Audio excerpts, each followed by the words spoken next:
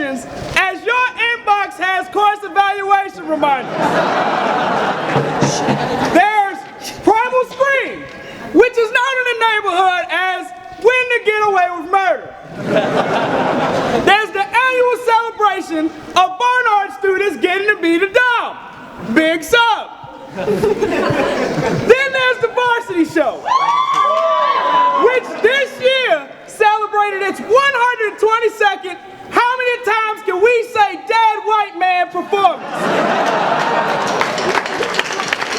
And of course, who can forget Columbia's long-sitting tradition of the Days on Campus protests.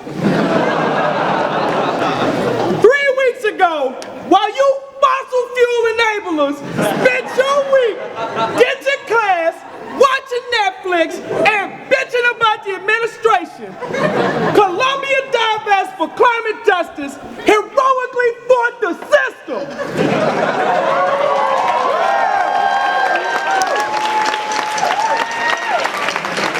By storming low, ditching class, watching Netflix, and bitching about the administration.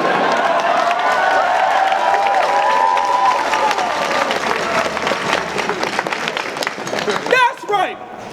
After postponing their civil disobedience plans from last semester, these wannabe Loraxes spent 5 months developing a new strategy. They would seamless digging rather than sweet greens.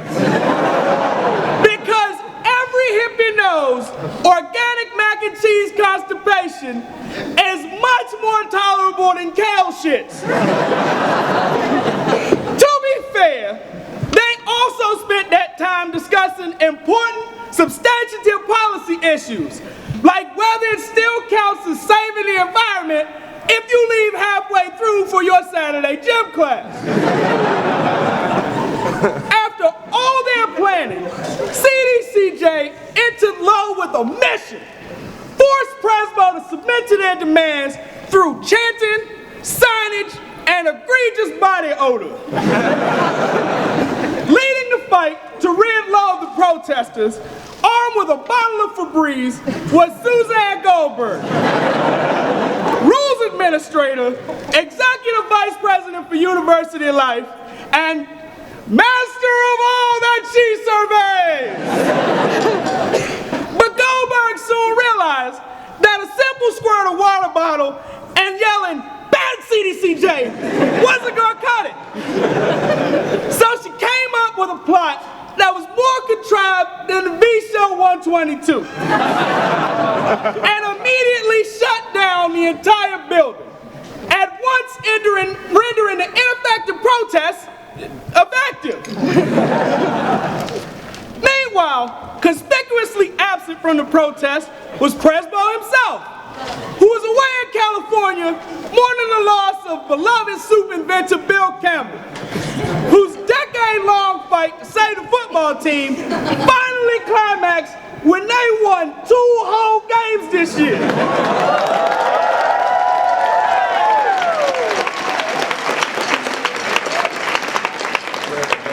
By the end of their occupation, CDCJ somehow only managed to push back their scheduled meeting with Presbo, proving themselves to be about as ineffective as their climate change proposals.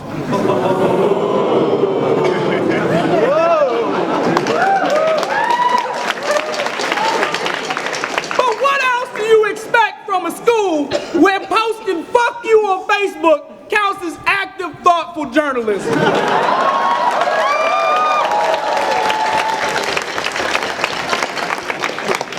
We in the band agree with CDCJ's goals.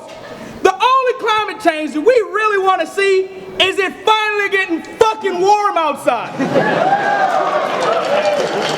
All CDCJ really seemed to successfully occupy was spec, which took a break from beating the dead horse of whatever the fuck they talk about, to cover the protest with a live blog, live stream, 2 photo essays, a handful of op-eds, and an airplane over campus dragging a banner that says, "Please read us across the sky.